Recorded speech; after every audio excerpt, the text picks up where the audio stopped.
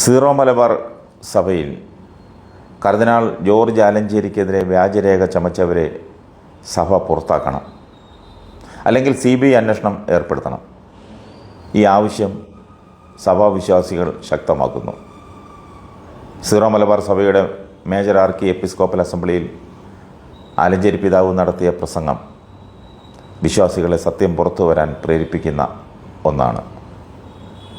സഭയുടെ ജീവിത വിശുദ്ധിയുള്ള നിഷ്കളങ്കനായ പിതാവിനെ വ്യാജരേഖ ചമച്ചുകൊണ്ട് ചതിയിൽപ്പെടുത്തി പുറത്താക്കിയവർക്കെതിരെ കടുത്ത നടപടി എടുക്കാതെ മുന്നോട്ട് പോകുന്നത് സീറോ മലബാർ സഭയുടെ വിശ്വാസ്യതയെ തന്നെ തകർക്കുന്നതാണ്.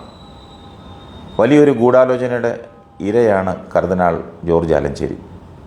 സഭയിൽ ഇത്തരം വ്യാജരേഖയിൽ ഉൾപ്പെട്ട വൈദികരെയും മെത്രാന്മാരെയും സഭ നടപടിയെടുത്ത് മാറ്റി നിർത്തണം. സീറോ മലബാർ സഭയുടെ സാന്നിധ്യം സജീവമാക്കുന്ന അജപാലന നേതൃത്വവും ഘടനകളും അത് രൂപപ്പെടുത്തി സഭയെ ആഗോള സഭയാക്കി മാറ്റിയ കർദിനാൾ ജോർജ് ആലഞ്ചേരി പിതാവിനെ പിന്നിൽ നിന്നും കുത്തിയ മെത്രാന്മാർക്ക് മാപ്പില്ല. വ്യാജരേഖയുണ്ടാക്കാൻ ചില മെത്രാന്മാർക്കൊപ്പം വൈദികർ ഗൂഢാലോചന നടത്തിയെന്നും അവ ഉപയോഗിച്ച് ആലഞ്ചേരിയെ അപകീർത്തിപ്പെടുത്താൻ ശ്രമിച്ചുവെന്നുമുള്ള ആരോപണം വിശ്വാസികളെ ഞെട്ടിക്കുന്നതാണ്. ഇത്തരം കാര്യങ്ങളിൽ സുതാര്യമായ അന്വേഷണം വേണം. സഭാതലത്തിൽ നടപടികളെടുക്കാൻ കാലതാമസം എടുക്കുന്നത് വിശ്വാസികളെ ദുഃഖിപ്പിക്കുകയാണ്. സീറോ മലബാർ സിനഡ് സത്യസന്ധമായി അന്വേഷണം നടത്താത്തത് സഭയുടെ വിശ്വാസ്യതയ്ക്ക് കളങ്കമായി തീർന്നു.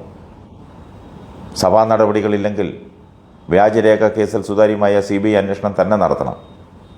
അന്വേഷണം CBIക്ക് വിടാൻ സഭാ നേതൃത്വം തീരുമാനിക്കണം.